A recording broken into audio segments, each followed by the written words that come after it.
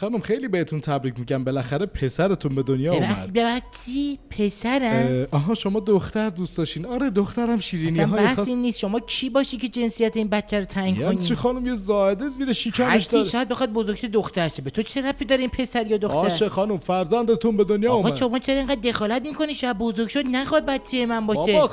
آقا این انسان به دنیا بابا اومد. به شما چه ربطی داره؟ شاید بزرگ شد بخواد حیوان بشه، بخواد خانم گرگ بشه. وایسا شما اسمی که براش انتخاب کردی چیه؟ یعنی اینجا برای بچه‌هاشون اسم میذارین؟ یعنی این حقو بهش نمیدین اسم خودش انتخاب بکنه؟ آخه صبر کن ببینم. مامان ترسیدم جانم. 100 دفعه بهت نگفتم سرپا نشاش؟ بابا تو 40 سالگی هم باید جواب بدم. وایسا ببینم تو از کجا فهمیدی؟ خانم من دیدم کارهای دیگه نکرد. چیه؟